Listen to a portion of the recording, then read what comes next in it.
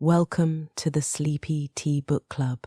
Come in, shake off the wind, and warm your hands by the fire. The air smells like sea salt and clove tonight, and the kettle is already whispering. You've found your way to my quiet tea shop, where the lights are soft, the rain patters at the windows, and the stories always have a life of their own. I'm so glad you're here. Tonight I'm brewing a pot of spiced black tea with a hint of orange peel, something bold but comforting, to steady us for a story that stirs the sea itself. What about you? Tell me in the comments what you're drinking this evening. On the table before us lies an old sailor's journal. The pages are warped as if they've been soaked in salt water and left to dry in the wind. It tells of a storm, a whirlpool, and a man who saw too much and lived to tell it. Ah, there's the kettle. Pour your tea, find your blanket, and settle in close to the fire.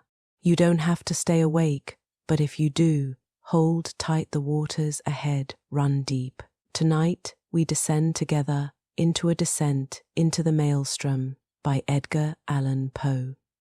We had now reached the summit of the loftiest crag.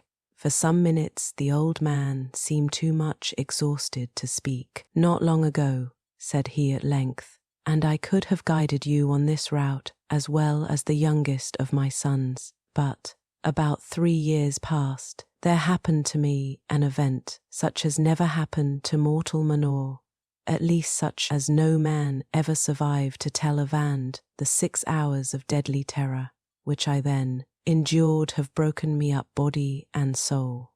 You suppose me a very old man, but I am not. It took less than a single day to change these hairs from a jetty black to white, to weaken my limbs, and to unstring my nerves so that I tremble at the least exertion and am frightened at a shadow.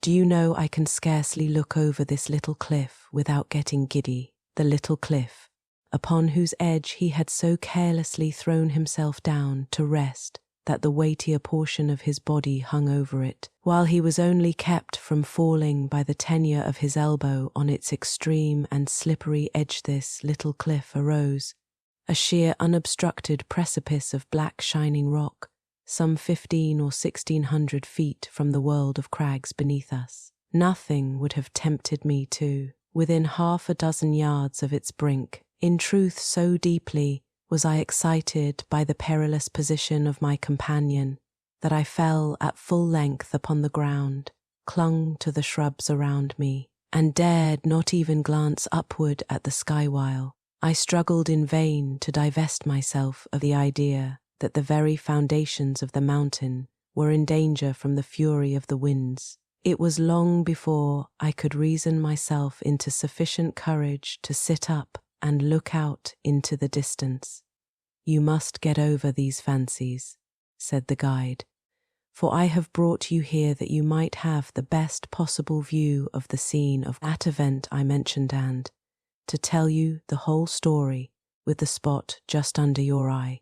We are now, he continued, in that particularizing manner which distinguished him. We are now close upon the Norwegian coast in the 68th degree of latitude in the great province of Nordland, and in the dreary district of Lofoden. The mountain upon whose top we sit is Helsagen, the cloudy. Now raise yourself up a little higher, hold onto the grass if you feel giddy so, and look out beyond the belt of vapour beneath us into the sea. I looked dizzily and beheld a wide expanse of ocean, whose waters wore so inky a hue as to bring at once to my mind the Nubian geographer's account of the Mare Tenebrarum, a panorama more deplorably desolate no human imagination can conceive. To the right and left, as far as the eye could reach, there lay outstretched, like ramparts of the world, lines of horridly black and beetling cliff, whose character of gloom was but the more forcibly illustrated by the surf which reared high up against its white and ghastly crest, howling and shrieking forever. Just opposite, the promontory upon whose apex we were placed, and at a distance of some 5 or 6 miles out at sea, there was visible a small, bleak-looking island.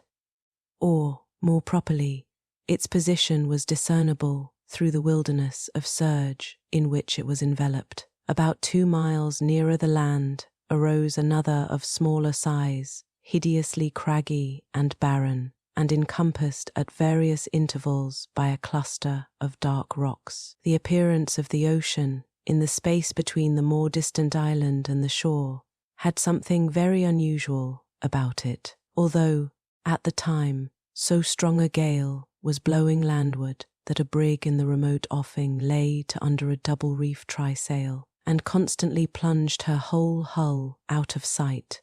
Still there was here nothing like a regular swell, but only a short, quick, angry cross-dashing of water in every direction, as well in the teeth of the wind as otherwise.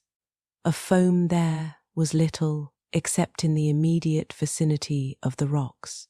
The island in the distance, resumed the old man, is called by the Norwegians Vurg. The one midway is Moscow. That a mile to the northward is Amberá. Yonder are Alison, Hothome, Caeldhelm, Suavan, and Buckholm. Farther off between Moscow and Vurgar, Otterholm, Flymen, Sandflessen, and Stockholm. These are the true names of the places, but why it has been thought necessary to name them at all is more than either you or I can understand. Do you hear anything? Do you see any change in the water? We had now been about 10 minutes upon the top of Helsingin, to which we had ascended from the interior of Lofoden, so that we had caught no glimpse of the sea until it had burst upon us from the summit. As the old man spoke, I became aware of a loud and gradually increasing sound, like the moaning of a vast herd of buffaloes upon an American prairie, and at the same moment I perceived that what seamen term the chopping character of the ocean beneath us was rapidly changing into a current which set to the eastward. Even while I gazed, this current acquired a monstrous velocity. Each moment added to its speed to its headlong impetuosity. In 5 minutes the whole sea, as far as Vurg, was lashed into ungovernable fury, but it was between Moscow and the coast that the main uproar held its sway. Here the vast bed of the waters, seamed and scarred into 1,000 conflicting channels, burst suddenly into frenzied convulsion heaving, boiling, hissing, gyrating in gigantic and innumerable vortices, and all whirling and plunging on to the eastward with a rapidity which water never elsewhere assumes except in precipitous descents. In a few minutes more, there came over the scene another radical alteration. The general surface grew somewhat more smooth, and the whirlpools, one by one, disappeared, while prodigious streaks of foam became apparent where none had been seen before. These streaks, at length, spreading out to a great distance, and entering into combination, took unto themselves the gyratory motion of the subsided vortices, and seemed to form the germ of another more vast. Suddenly, very suddenly, this assumed a distinct and definite existence in a circle of more than a mile in diameter. The edge of the whirl was represented by a broad belt of gleaming spray, but no particle of this slipped into the mouth of the terrific funnel, whose interior, as far as the eye could fathom it, was a smooth, shining, and jet-black wall of water, inclined to the horizon at an angle of some 45 degrees, speeding dizzily round and round with a swaying and sweltering motion, and sending forth to the winds an appalling voice, half shriek, half roar, such as not even the mighty cataract of Niagara ever lifts up in its agony to heaven. The mountain trembled to its very base, and the rock rocked. I threw myself upon my face, and clung to the scant herbage in an excess of nervous agitation. This, said I at length, to the old man, this can be nothing else than the great whirlpool of the Maelstrom. So it is sometimes termed, said he. We Norwegians call it the Moskostram, from the island of Moscow in the Midway. The ordinary accounts of this vortex had by no means prepared me for what I saw. That of Jonas Ramus, which is perhaps the most circumstantial of any, cannot impart the faintest conception either of the magnificence or of the horror of the scene, or of the wild, bewildering sense of the novel which confounds the beholder. I am not sure from what point of view the writer in question surveyed it, nor at what time, but it could neither have been from the summit of Helseggen, nor during a storm. There are some passages of his description, nevertheless, which may be quoted for their details, although their effect is exceedingly feeble in conveying an impression of the spectacle. Between Lofoden and Moscow, he says, the depth of the water is between 36 and 40 fathoms, but on the other side, toward Verg, this depth decreases so as not to afford a convenient passage for a vessel, without the risk of splitting on the rocks, which happens even in the calmest weather. When it is flood, the stream runs up the country between Lofoden and Moscow with a boisterous rapidity, but the roar of its impetuous ebb to the sea is scarce equalled by the loudest and most dreadful cataracts, the noise being heard several leagues off, and the vortices or pits are of such an extent and depth that if a ship comes within its attraction, it is inevitably absorbed and carried down to the bottom, and there beat to pieces against the rocks, and when the water relaxes, the fragments thereof are thrown up again. But these intervals of tranquillity are only at the turn of the ebb and flood, and in calm weather, and last but a quarter of an hour, its violence gradually returning. When the stream is most boisterous, and its fury heightened by a storm, it is dangerous to come within a Norway mile of it. Boats, yachts, and ships have been carried away by not guarding against it before they were within its reach. It likewise happens frequently that whales come too near the stream and are overpowered by its violence, and then it is impossible to describe their howlings and bellowings in their fruitless struggles to disengage themselves. A bear once, attempting to swim from Lofoden to Moscow, was caught by the stream and borne down, while he roared terribly so as to be heard on shore. Large stocks of firs and pine trees, after being absorbed by the current, rise again, broken and torn to such a degree as if bristles grew upon them. This plainly shows the bottom to consist of craggy rocks, among which they are whirled to and fro. This stream is regulated by the flux and reflux of the sea, it being constantly high and low water every 6 hours. In the year 1645, early in the morning of Sexagesima Sunday, it raged with such noise and impetuosity that the very stones of the houses on the coast fell to the ground. In regard to the depth of the water, I could not see how this could have been ascertained at all in the immediate vicinity of the vortex. The 40 fathoms must have reference only to portions of the channel close upon the shore, either of Moscow or Lofoden.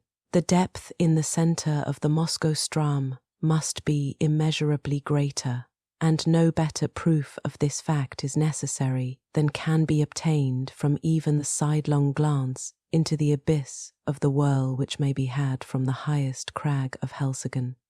Looking down from this pinnacle upon the howling Phlegethon below, I could not help smiling at the simplicity with which the honest Jonas Ramus records, as a matter difficult of belief, the anecdotes of the whales and the bears, for it appeared to me, in fact, a self-evident thing that the largest ship of the line in existence, coming within the influence of that deadly attraction, could resist it as little as a feather the hurricane, and must disappear bodily and at once. The attempts to account for the phenomenon, some of which, I remember, seemed to me sufficiently plausible in perusal now, wore a very different and unsatisfactory aspect. The idea generally received is that this, as well as 3 smaller vortices among the Faroe Islands, have no other cause than the collision of waves rising and falling, at flux and reflux,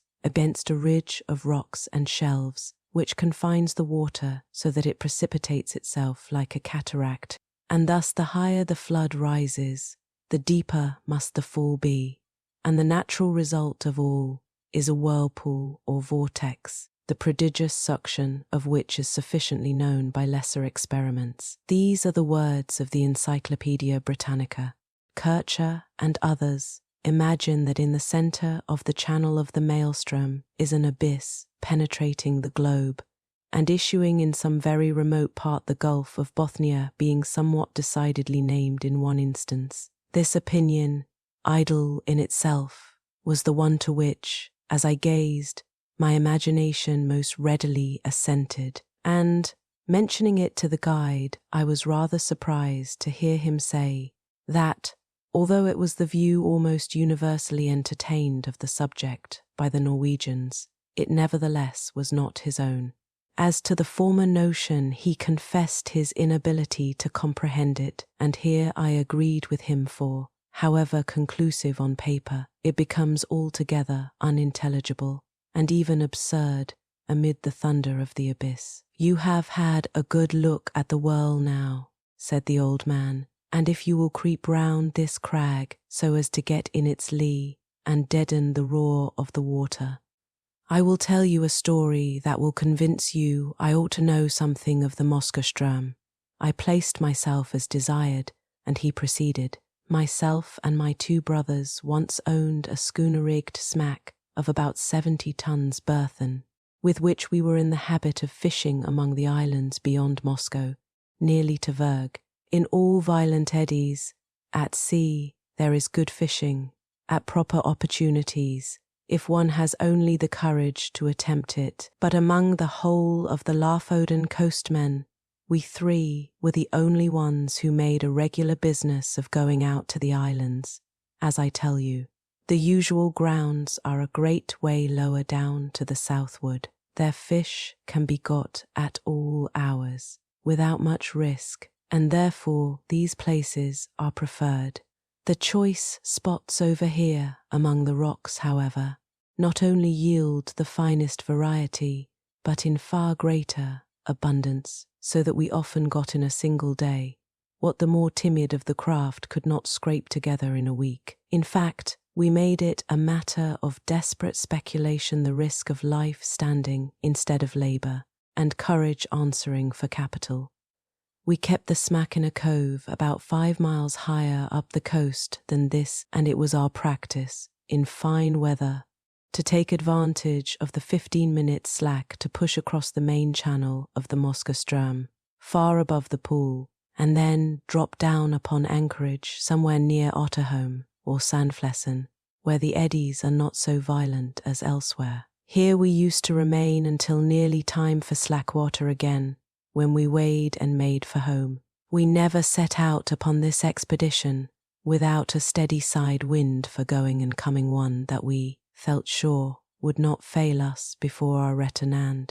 We seldom made a miscalculation upon this point. Twice, during 6 years, we were forced to stay all night at anchor on account of a dead calm, which is a rare thing indeed, just about here, and once we had to remain on the grounds nearly a week, starving to death, owing to a gale which blew up shortly after our arrival, and made the channel too boisterous to be thought of. Upon this occasion we should have been driven out to sea in spite of everything, for the whirlpools threw us round and round so violently that at length we fouled our anchor and dragged it, if it had not been that we drifted into one of the innumerable cross-currents here today, and gone to Moreau, which drove us under the lee of Flymen, where, by good luck, we brought up. I could not tell you the 20th part of the difficulties we encountered on the grounds. It is a bad spot to be in, even in good weather, but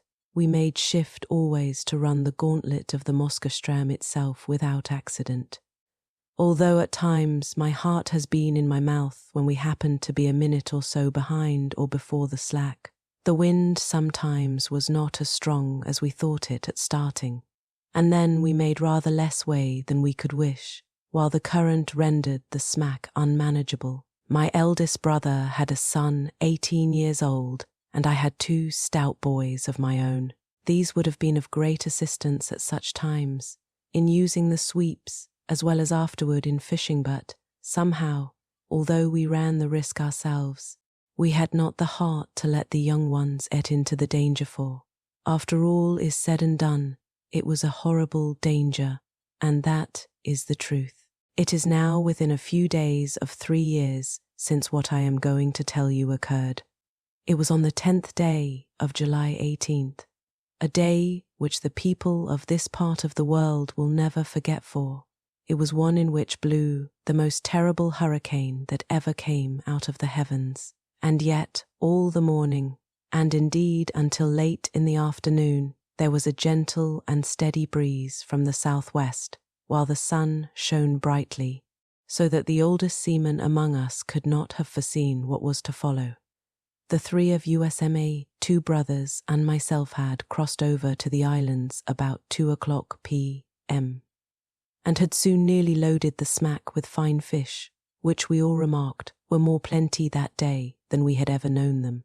It was just 7 by my watch when we weighed and started for home, so as to make the worst of the Stram at slack water, which we knew would be at 8. We set out with a fresh wind on our starboard quarter, and for some time spanked along at a great rate, never dreaming of danger, for indeed we saw not the slightest reason to apprehend it. All at once we were taken aback by a breeze from over Helseggen. This was most unusual, something that had never happened to us before, and I began to feel a little uneasy, without exactly knowing why. We put the boat on the wind, but could make no headway at all for the eddies, and I was upon the point of proposing to return to the anchorage, when, looking astern, we saw the whole horizon covered with a singular copper-coloured cloud that rose with the most amazing velocity. In the meantime, the breeze that had headed us off fell away, and we were dead becalmed, drifting about in every direction. This state of things, however, did not last long enough to give us time to think about it. In less than a minute, the storm was upon us. In less than 2, the sky was entirely overcast, and, what with this and the driving spray, it became suddenly so dark that we could not see each other in the smack. Such a hurricane as then blew it is folly to attempt describing. The oldest seaman in Norway never experienced anything like it. We had let our sails go by the run before it cleverly took us, but the first puff, both our masts went by the board as if they had been sawed off the mainmast, taking with it my youngest brother, who had lashed himself to it for safety. Our boat was the lightest feather of a thing that ever sat upon water. It had a complete flush deck, with only a small hatch near the bow, and this hatch it had always been our custom to batten down when about to cross the Stram, by way of precaution against the chopping seas. But for this circumstance, we should have foundered at once, for we lay entirely buried for some moments. How my elder brother escaped destruction I cannot say, for I never had an opportunity of ascertaining. For my part, as soon as I had let the foresail run, I threw myself flat on deck, with my feet against the narrow gunwale of the bow, and with my hands grasping a ringbolt near the foot of the foremast. It was mere instinct that prompted me to do this, which was undoubtedly the very best thing I could have done, for I was too much flurried to think. For some moments we were completely deluged, as I say, and all this time I held my breath and clung to the bolt. When I could stand it no longer, I raised myself upon my knees, still keeping hold with my hands, and thus got my head clear. Presently our little boat gave herself a shake, just as a dog does in coming out of the water, and thus rid herself, in some measure, of the seas. I was now trying to get the better of the stupor that had come over me, and to collect my senses so as to see what was to be done, when I felt somebody grasp my arm. It was my elder brother, and my heart leaped for joy, for I had made sure that he was overboard, but the next moment all this joy was turned into horror, for he put his mouth close to my ear and screamed out the word Maelstrom. No one ever will know what my feelings were at that moment. I shook from head to foot as if I had had the most violent fit of the ague. I knew what he meant by that one word, well enough he knew what he wished to make me understand. With the wind that now drove us on, we were bound for the whirl of the Strom, and nothing could save us. You perceive that in crossing the Strom channel, we always went a long way up above the whirl, even in the calmest weather, and then had to wait and watch carefully for the slack. But now we were driving right upon the pool itself, and in such a hurricane as this. To be sure, I thought, we shall get there, just about the slack. There is some little hope in that. But in the next moment I cursed myself for being so great a fool as to dream of hope at all. I knew very well that we were doomed, had we been 10 times a 90-gun ship. By this time, the first fury of the tempest had spent itself, or perhaps we did not feel it so much, as we scudded before it, but at all events the seas, which at first had been kept down by the wind and lay flat and frothing, now got up into absolute mountains. A singular Ute Jatu had come over the heavens. Around in every direction it was still as black as pitch, but nearly overhead there burst out, all at once, a circular rift of clear sky, as clear as I ever saw, and of a deep, bright blue, and through it there blazed forth the full moon with a lustre that I never before knew her to wear. She lit up everything about us with the greatest distinctness, but, oh God, what a scene it was to light up. I now made 1 or 2 attempts to speak to my brother, but, in some manner which I could not understand, the din had so increased that I could not make him hear a single word, although I screamed at the top of my voice in his ear. Presently he shook his head, looking as pale as death, and held up one of his fingers, as if to say, "Listen." At first I could not make out what he meant, but soon a hideous thought flashed upon me. I dragged my watch from its fob. It was not going. I glanced at its face by the moonlight, and then burst into tears as I flung it far away into the ocean. It had run down at 7 o'clock. We were behind the time of the slack, and the whirl of the Strom was in full fury. When a boat is well built, properly trimmed, and not deep laden, the waves in a strong gale, when she is going large, seem always to slip from beneath her, which appears very strange to a landsman, and this is what is called riding in sea phrase. Well, so far we had ridden the swells very cleverly, but presently a gigantic sea happened to take us right under the counter and bore us with it as it rose up as if into the sky.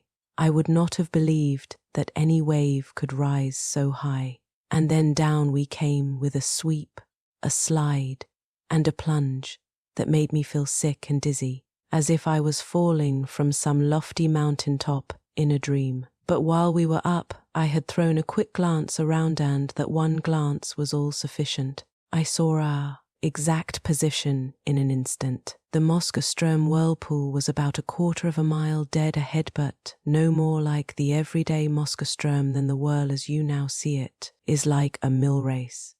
If I had not known where we were and what we had to expect, I should not have recognized the place at all. As it was, I involuntarily closed my eyes in horror. The lids clenched themselves together as if in a spasm.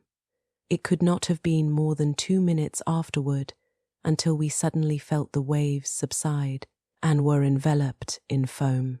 The boat made a sharp half-turn to larboard and then shot off in its new direction, like a thunderbolt. At the same moment, the roaring noise of the water was completely drowned in a kind of shrill shriek, such a sound as you might imagine given out by the waste pipes of many thousand steam vessels, letting off their steam all together. We were now in the belt of surf that always surrounds the whirl, and I thought, of course, that another moment would plunge us into the abyss, down which we could only see indistinctly on account of the amazing velocity with which we were borne along. The boat did not seem to sink into the water at all, but to skim like an air bubble upon the surface of the surge. Her starboard side was next the whirl, and on the larboard arose the world of ocean we had left. It stood like a huge writhing wall between us and the horizon. It may appear strange, but now, when we were in the very jaws of the gulf, I felt more composed than when we were only approaching it. Having made up my mind to hope no more, I got rid of a great deal of that terror which unmanned me at first. I suppose it was despair that strung my nerves. It may look like boasting, but what I tell you is truth. I began to reflect how magnificent a thing it was to die in such a manner, and how foolish it was in me to think of so paltry a consideration as my own individual life, in view of so wonderful a manifestation of God's power. I do believe that I blushed with shame when this idea crossed my mind. After a little while I became possessed with the keenest curiosity about the whirl itself. I positively felt a wish to explore its depth, even at the sacrifice I was going to make, and my principal grief was that I should never be able to tell my old companions on shore about the mysteries I should see. These, no doubt, were singular fancies to occupy a man's mind in such extremity, and I have often thought, since, that the revolutions of the boat around the pool might have rendered me a little light-headed. There was another circumstance which tended to restore my self-possession, and this was the cessation of the wind, which could not reach us in our present situation, for, as you saw yourself, the belt of surf is considerably lower than the general bed of the ocean, and this latter now towered above us, a high, black, mountainous ridge. If you have never been at sea in a heavy gale, you can form no idea of the confusion of mind occasioned by the wind and spray together. They blind, deafen, and strangle you, and take away all power of action or reflection.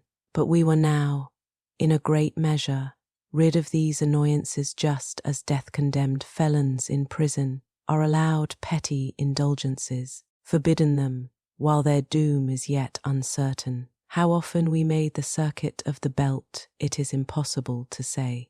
We careered round and round for perhaps an hour, flying rather than floating, getting gradually more and more into the middle of the surge, and then nearer and nearer to its horrible inner edge. All this time I had never let go of the ring bolt. My brother was at the stern, holding on to a small empty water cask which had been securely lashed under the coop of the counter, and was the only thing on deck that had not been swept overboard when the gale first took us.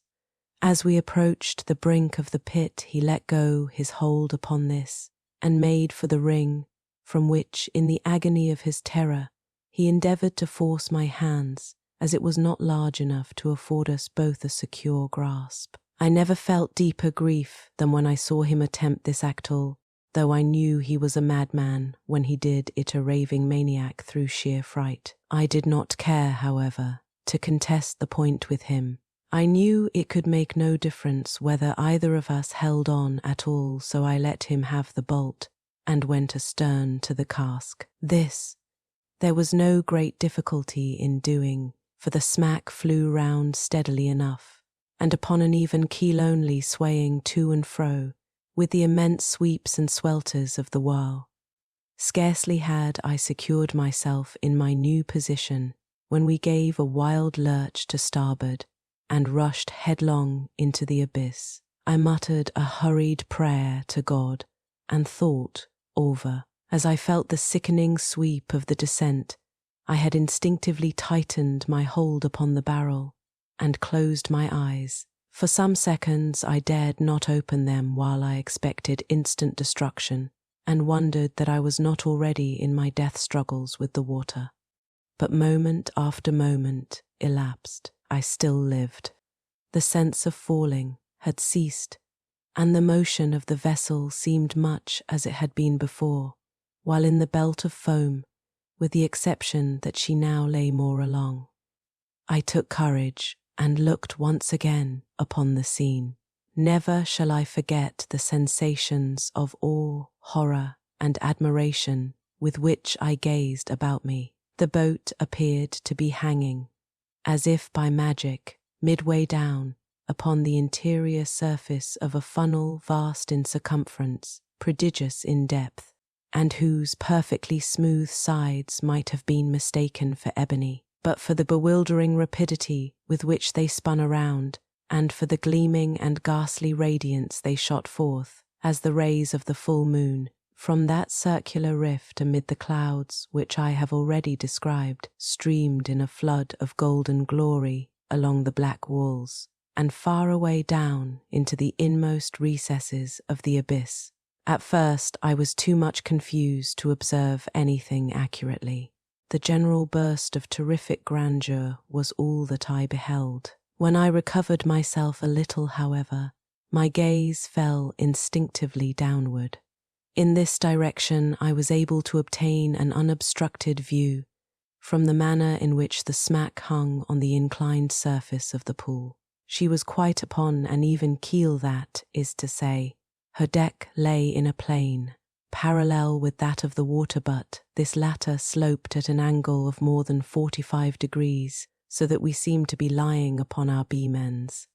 I could not help observing, nevertheless, that I had scarcely more difficulty in maintaining my hold and footing in this situation than if we had been upon a dead level, and this, I suppose, was owing to the speed at which we revolved. The rays of the moon seemed to search the very bottom of the profound gulf, but still I could make out nothing distinctly, on account of a thick mist in which everything there was enveloped, and over which there hung a magnificent rainbow, like that narrow and tottering bridge which Mussulmen say is the only pathway between time and eternity. This mist or spray was no doubt occasioned by the clashing of the great walls of the funnel, as they all met together at the bottom, but the yell that went up to the heavens from out of that mist I dare not attempt to describe. Our first slide into the abyss itself, from the belt of foam above, had carried us a great distance down the slope, but our farther descent was by no means proportionate. Round and round we swept, not with any uniform movement, but in dizzying swings and jerks that sent us sometimes only a few 100 yards, sometimes nearly the complete circuit of the whirl. Our progress downward at each revolution was slow but very perceptible. Looking about me upon the wide waste of liquid ebony on which we were thus borne, I perceived that our boat was not the only object in the embrace of the whirl. Both above and below us were visible fragments of vessels, large masses of building timber and trunks of trees, with many smaller articles such as pieces of house furniture, broken boxes, barrels and staves. I have already described the unnatural curiosity which had taken the place of my original terrors. It appeared to grow upon me as I drew nearer and nearer to my dreadful doom. I now began to watch, with a strange interest, the numerous things that floated in our company. I must have been delirious, for I even sought amusement in speculating upon the relative velocities of their several descents toward the foam below. This fir tree, I found myself at one time saying, will certainly be the next thing that takes the awful plunge and disappears, and then I was disappointed to find that the wreck of a Dutch merchant ship overtook it and went down before. At length after making several guesses of this nature, and being deceived in all this the fact of my invariable miscalculation, set me upon a train of reflection that made my limbs again tremble, and my heart beat heavily once more. It was not a new terror that thus affected me, but the dawn of a more exciting hope. This hope arose partly from memory, and partly from present observation. I called to mind the great variety of buoyant matter that strewed the coast of Lofoden, having been absorbed and then thrown forth by the Moskostram. By far the greater number of the articles were shattered in the most extraordinary way, so chafed and roughened as to have the appearance of being stuck full of splinters, but then I distinctly recollected that there were some of them which were not disfigured at all. Now I could not account for this difference, except by supposing that the roughened fragments were the only ones which had been completely absorbed, that the others had entered the whirl at so late a period of the tide, or, for some reason, had descended so slowly after entering that they did not reach the bottom before the turn of the flood came, or of the ebb, as the case might be. I conceived it possible, in either instance, that they might thus be whirled up again to the level of the ocean, without undergoing the fate of those which had been drawn in more early, or absorbed more rapidly.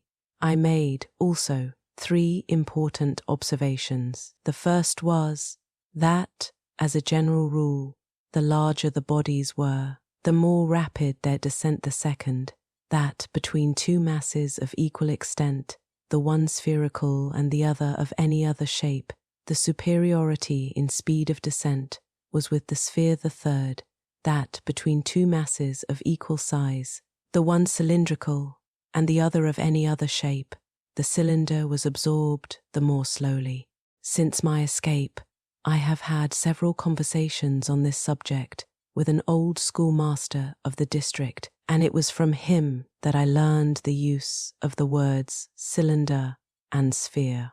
He explained to me, although I have forgotten the explanation, how what I observed was, in fact, the natural consequence of the forms of the floating fragment sand. Showed me how it happened that a cylinder, swimming in a vortex, offered more resistance to its suction, and was drawn in with greater difficulty than an equally bulky body, of any form whatever. *1. There was one startling circumstance which went a great way in enforcing these observations, and rendering me anxious to turn them to account. And this was that, at every revolution, we passed something like a barrel, or else the yard or the mast of a vessel, while many of these things, which had been on our level when I first opened my eyes upon the wonders of the whirlpool, were now high up above us, and seemed to have moved but little from their original station. I no longer hesitated what to do. I resolved to lash myself securely to the water cask upon which I now held, to cut it loose from the counter, and to throw myself with it into the water. I attracted my brother's attention by signs, pointed to the floating barrels that came near us, and did everything in my power to make him understand what I was about to do. I thought at length that he comprehended my design, but, whether this was the case or not, he shook his head despairingly and refused to move from his station by the ring-bolt. It was impossible to reach him. The emergency admitted of no delay, and so, with a bitter struggle, I resigned him to his fate, fastened myself to the cask by means of the lashings which secured it to the counter, and precipitated myself with it into the sea without another moment's hesitation. The result was precisely what I had hoped it might be. As it is myself who now tell you this tale, as you see that I did escape, and as you are already in possession of the mode in which this escape was effected, and must therefore anticipate all that I have farther to say, will bring my story quickly to conclusion. It might have been an hour, or thereabout, after my quitting the smack, when, Having descended to a vast distance beneath me, it made 3 or 4 wild gyrations in rapid succession, and, bearing my loved brother with it, plunged headlong, at once and forever, into the chaos of foam below. The barrel to which I was attached sunk very little farther than half the distance between the bottom of the gulf and the spot at which I leaped overboard, before a great change took place in the character of the whirlpool. The slope of the sides of the vast funnel became momently less and less steep. The gyrations of the whirl grew, gradually, less and less violent. By degrees, the froth and the rainbow disappeared, and the bottom of the gulf seemed slowly to uprise. The sky was clear, the winds had gone down, and the full moon was setting radiantly in the west when I found myself on the surface of the ocean, in full view of the shores of Lofoden, and above the spot where the pool of the Maelstrom had been. It was the hour of the slackbutt. The sea still heaved in mountainous waves from the effects of the hurricane. I was borne violently into the channel of the Strom, and in a few minutes was hurried down the coast into the grounds of the fishermen. A boat picked me up exhausted from fatigue and, now that the danger was removed, speechless from the memory of its horror. Those who drew me on board were my old mates and daily companions, but they knew me no more than they would have known a traveller from the spirit land. My hair, which had been raven black the day before, was as white as you see it now. They say, too, that the whole expression of my countenance had changed. I told them my story, they did not believe it. I now tell it to you, and I can scarcely expect you to put more faith in it than did the merry fishermen of Lofoden. Thank you for keeping me company tonight here at the Sleepy Tea Book Club. The storm has passed, the sea has gone still again, and all that remains is the quiet crackle of the fire and the soft clink of cooling teacups. If your tea has gone cold, that's all right. Take one last sip, breathe deep, and let the world return to calm. Stories like this remind us that even the wildest storms end eventually, and that there's beauty in simply surviving the waves. If you're still awake, perhaps another tale will keep you company. And if you've drifted off, may your dreams be calm seas and safe harbours. Tell me in the comments what your tea was tonight and what story you'd like to hear next. Until then, sleep softly and I'll see you soon.